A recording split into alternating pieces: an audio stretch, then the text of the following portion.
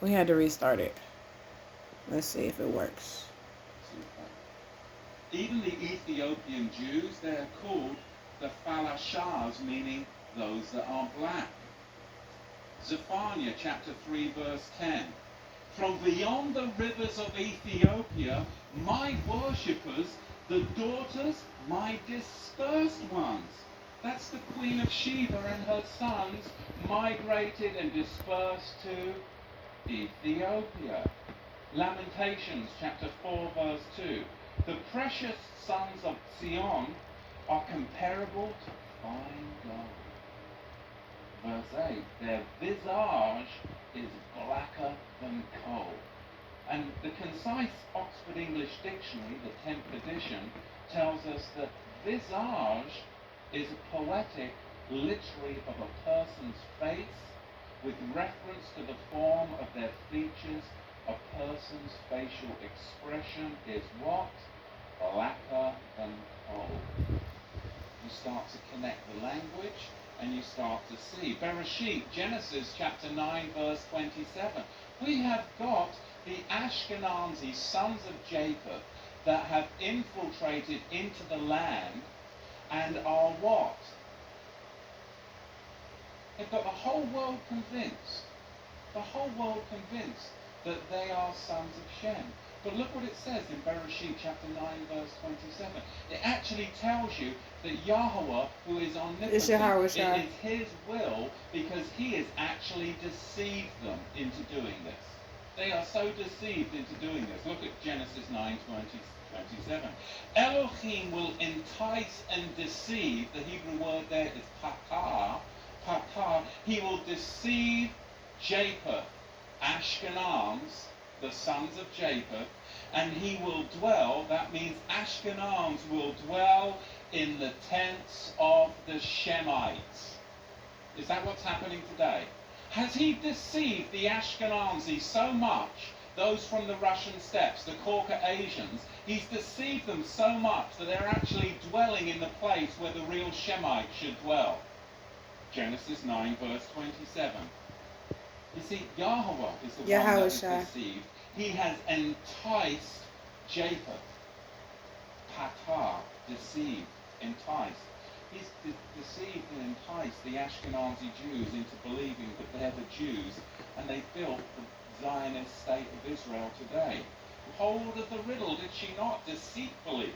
And Delilah made Shimshon Samson sleep upon her knees. And she called for a man, and she caused him to shave off the 7 locks off his head, and she began to afflict him, and his strength went from him. You see, Samson was the first waxer.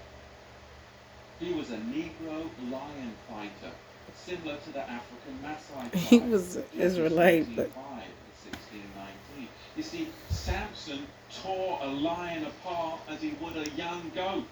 And as a Nazarite, he wore 7 dreadlocks. He was mahogany in body color, just like Malcolm X, and his visage was blacker than coal. He was a Negro. He was beautiful. Lamentations 4, 7, and 8. And this is really hard for people to see in Scripture, because predominantly it has been the Caucasians that have been in charge of the Scriptures, right?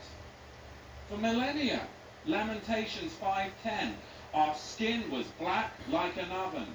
Job 30 verse 30. My skin is black upon me and my bones are burned with heat. Deuteronomy 28.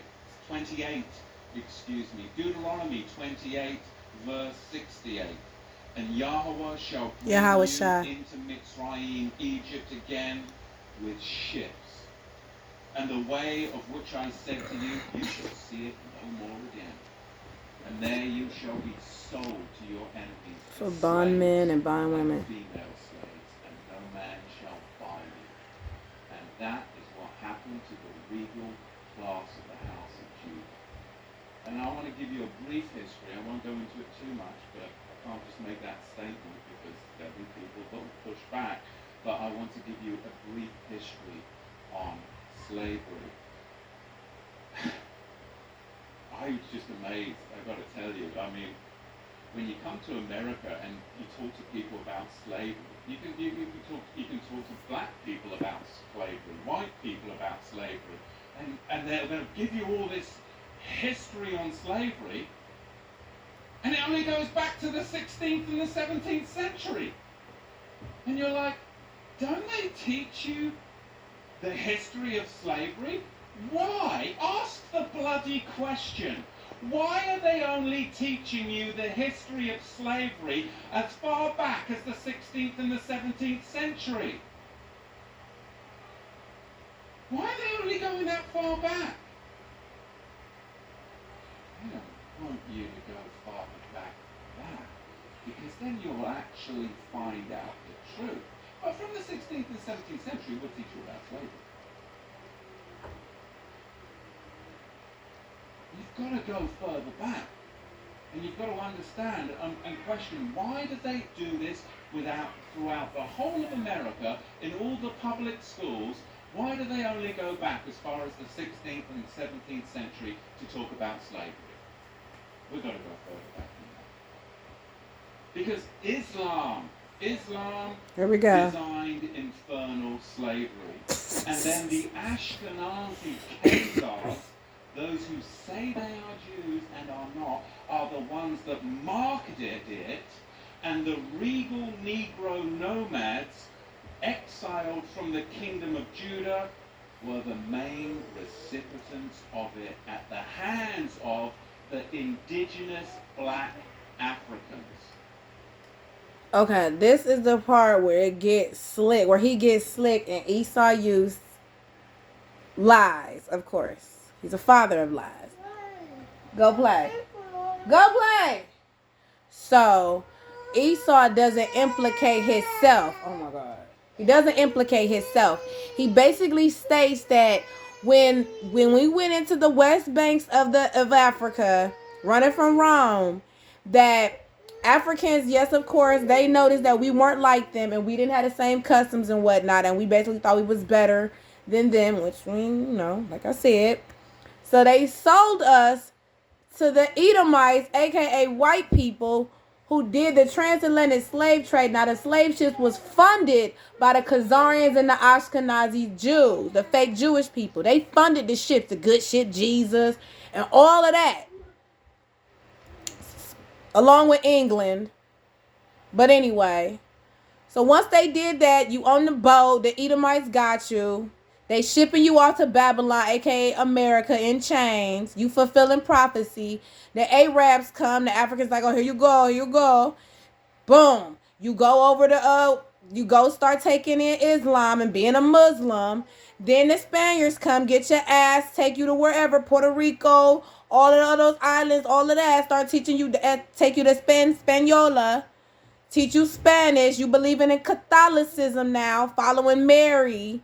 This how it went down. Let him tell his lies, though. Because you've got to understand, the regal class of the house of Judah came down from Israel, and they came into the land of the black Africans. And the black Africans resented the regal class of the house of Judah in their land, because they had laws, they had customs, they had civility, and they were a regal class of Negro that came down into Africa. And later on, it was the Ashkenazi, the Islamic slave traders as well, that then worked together with the indigenous black Africans to enslave the regal house of Judah. This is what we've got to understand, because you've got to go back before the 16th century to understand the roots of it. So we're going to see, as we dig into this, where this slavery came from, because it was really a system that was very, very well crafted. There was Islamic masters, and there were white Ashkenazi Khazar ship owners. There were the buyers and the sellers. And they're not going to fill you in on all of this, but really you've got a four-tier system. Number one, you have the Negro nomads that were exiled from the kingdom of Judah. Number two, you had indigenous black African hunters. that resented the regal Negro nomads that had come into their territory with their own customs, with their own laws that were different and would not assimilate into their tribal culture. The Most High told us to run into it and run into Africa and hide. Number 3, blend you had in. Islamic trappers that worked with the indigenous black Africans No, to trap the regal Negro. they were slave traders, House of but Judah. okay. And then you had them sell them to the Ashkenazi ship merchants. Did enough to go further back. Do you know how many blacks in America have been lost to Islam? It's outrageous. It is. That's But your what about tribe. Christianity, G? What about that? Your tribe is Judah. Mm-hmm. Muhammad's tribe enslaved you. Why would you convert to Muhammad's tribe when you're of King David's tribe? Don't convert to the tribe that enslaved you. We did. And Yours. then sold you to Ashkenazi. Oh, this is great. Ship merchants. More black Negroes have been lost to Islam in the 20th century than any other Bible-believing group. It's outrageous because they don't want you to know who you really are and what tribe you're from, but you're not from Muhammad's tribe. Never were. Never were. You are a regal Negro class from the royal house of Judah. It's outrageous to me. Islam is not the black man's religion. It's for those of the Banu Hasham clan of the Quraysh tribe. That's who it's for. It's for It's Ishmael. not from the tribe of Judah. Never was, never will be. It was never the religion of the Negro nomads in Africa. Because they were exiled from the kingdom of Judah. In Joel chapter 3 verse 6, he talks about these indigenous black Africans in collusion with the Ashkenazi because they were selling the Negro house of Judah to the Greeks. And who did the Greeks? The Greeks, they invented democracy, didn't they? Didn't they just? You see, Africans weren't selling their own people. They were selling Israelites. a tribe that had encroached upon their land, a higher educated, regal class that had judges, coppersmiths, goldsmiths, and all of this, and they did not assimilate in, and they wanted their stuff, and they wanted to get paid by Islam, and Islam wanted to get paid by the Ashkenazi ship. Oh man. Y'all leave comments, man. They're Jewish. This is good. If you This were is to good. look, I mean, if you were to look, just look at old maps of the African slaving maps. There's an old map of, I think it's Guinea in the 1720s, 1730s. There's this old map, and it's called a slave coast map. Look on that. It's the slave coast map of Guinea, 1736. And you look on the West Africa map of 1747, and it says right on the West Africa map of 1747, Kingdom of Judah. Right there on the map.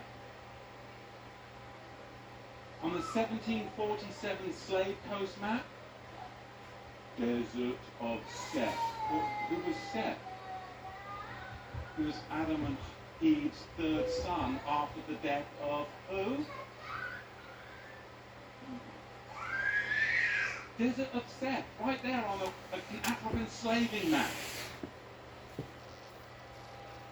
Luke chapter 3 verse 38, we're talking about the genealogy of Yahusha from the tribe of Judah. Verse 38, the son of Enosh, the son of Seth, the son of Adam, the son of Elohim. But by 1771, the very same map, even with the same cartographer that did the map of 1747? All of a sudden, in 1771, oh, they got wise to it. And there is no kingdom of Judah no more on that map. Disappeared. Same cartographer. Same cartographer. Oh, somebody got to him, right? Why would the same cartographer remove the kingdom of Judah from the 1777 map, 1771 map, that was in the 1747 map? Why would he do that? You see, you've got to go further back, because the more we go along this timeline in this day that we have, people don't understand what has gone on in the past. And we are making the very same mistakes as we come to this apocalyptic time of days that we're living in.